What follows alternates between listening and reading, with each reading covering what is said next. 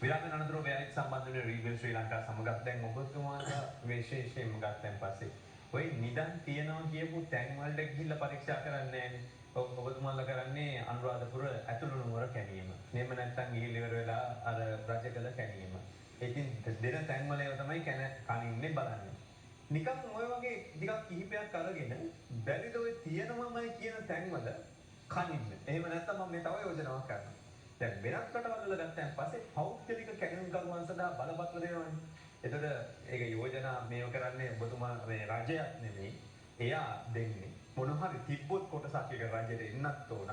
ඉතින් හොඳ වැඩක් නේ. එතකොට ඒක පෞද්ගලික එකතු වලට යන්න පුළුවන් ආදායමකට.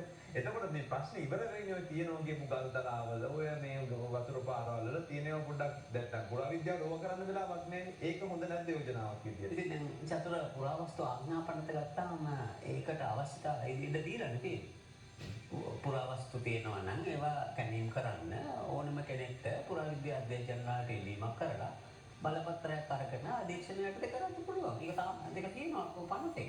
ඕනම එක්කෙනෙක්ම තමන්ගේ ගෙදර ඔබතුමාගේ ගෙදර ඔබතුමා හිතනවා නම් නිදානයක් තියෙනවා කියලා වෙලා නීත්‍යානුකූලව ඇවිල්ලා පුරාවිද්‍යා දෙපාර්තමේන්තුවට කියලා බලපත්‍රයක් අරගෙන ඒක කරන්න පුළුවන්. එතකොට අර මේ හොරෙන් අර කට්ටඩිය දාගෙන අරගෙන ඒක කරන්න ඕනේ නැහැ. ඕනේ නැහැ. ඒ නීතිය එහෙම තියෙන ඕනෙත් කෙනෙක්ට පුළුවන්. ඒ කියන්නේ දැන් නිද හාරනවා ආච්චි රැට කියනවා 100 කියනවා උඹේ ඇඳයට තමයි තියෙන්නේ ගේ හාරලා හොරෙන් හාරන්න දෙයක් නැහැ. පුරාවිද්‍යා දෙපාර්තමේන්තුවට ආවා.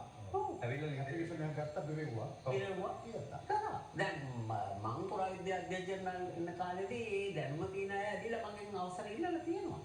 අපි ඒ අදාළ ප්‍රාදේශීය නිලධාරීන්ගේ අවසරය අරව බලපත්‍රයක් තේලිවල නීත්‍යානුකූලව කැණීම් වලට අවසර දෙනවා. මේ හොරෙන් කරලා අන්තිමට අපත් නැතුව රිමාන්ඩ් එකටත් ගිහිල්ලා දඬුවමුත් විඳලා මොකක්වත් නැතුව වෙන එකට වඩා අර වගේ ඉදිරිපත් කළා මහ ජනතාවට මේ පුරාවිද්‍යා දෙපාර්තමේන්තුව ඒ විතරක් නෙමෙයි නේ කියනවනේ යම්කිසි පුරාවස්තුවක් හොයාගත්තොත් එහි වෙළඳ වටිනාකම ඒ පුද්ගලයාට ඒ අයිතිකාරය ඉඩමේ අයිතිකාරය ඔහුට හොයාගත්ත එක්කනට සම්පූර්ණ ගන්න ඉඩම අයිතිකාරයා නෙමෙයි නම් මේක කරේ භාගේ බෙදන්න රජයේ ඉඩමක එහෙම එකක් කැණීමක් කරොත් තුනට බෙදලා ඉවර වෙලා තුනෙන් එක දෙවන්න කියලා පුරාවස්තු ආඥාපනතේ තියෙනවා. ඉතින් මේවා නීත්‍යානුකූලව කරන්න පුළුවන්. ඒ කියන්නේ දැන් ওই දල් තලාවක් මගේ වත්තේ තියෙනවා, ගලේ මොනවා හරි තියෙනවා කියලා හිතනවා, විශ්වාස කරනවා නම් එතකොට මූලික මුදලක් ඇවිල්ලා ඒ කැණීම කරන්න ඉස්සෙල්ලා ගෙවන්න ඕනද? එහෙම නැත්නම් අවසරය මත ඒක කරන් ගිහලා ලැබුණොත් ගෙවන්න පුළුවන්.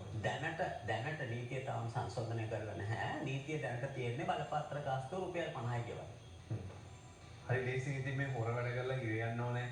ලෝයර්ස් අල්ලන්නේ හරි කරදරයි නේ. මොකක්වත් කරන්නේ නැහැ. ඒතර පස්සේ පන්නලා ඒ පුරාවිද්‍යා අධ්‍යක්ෂින් රාගවේදී දාන ඊට උත්තර අමාරුවෙන් අවසර ගන්න මොකක්ද ගණන් දෙන්න මෙයාට ගන්න එහෙම මොකොත්ම නැහැ. ඇවිල්ලා බලපත්‍රයක තියෙනවා ඇප්ලිකේෂන් එකක් ඒක පුරවල ඉවරලා බලපත්‍රය අරගෙන ඉවරලා ඒකට අර මේ පුරාවිද්‍යාත්මක කැණීමක් කරනවා නම් ඒකට පුහුණු වෙච්ච පුද්ගලයෙක් ඕනේ. මොකද ඒක අපේ ඒවත් එක්ක සර්ටිෆිකේෂන්ස් එහෙම තියෙනවනේ.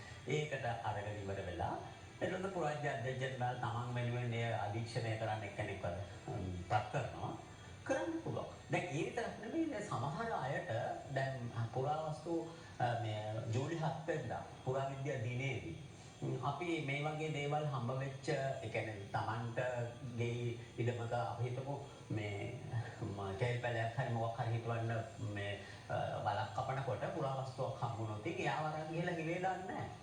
එයා ඒ වෙලාවට නවත්තලා ප්‍රාදේශීය පුරාවිද්‍යා නිලධාරීන්ට කිව්වහම ඒගොල්ලෝ ඇවිල්ලා බලලා මේක ගොඩ අරගෙන ඉවරලා එහෙම නැත්නම් Tamanට හම්බ වෙච්ච දේ පුරාවිද්‍යා දෙපාර්තමේන්තුව පරිත්‍යාග කරලා ඒගොල්ලෝ ඇග්‍රීමටපත් කරලා ඒගොල්ලන්ට ත්‍යාග දීලා සහතික දීලා එහෙම වැඩ පිළිවෙල පුරාවිද්‍යා දෙපාර්තමේන්තුව පුරාවිද්‍යා දිනෙදී ක්‍රියාත්මක. එහෙම ගත්තම මේ 50 කඩුවේ තමසන්න සීදල මං හිතන්නේ අපිට කතා කරන්න ඉතිහාසයක් තියෙනවා නේ.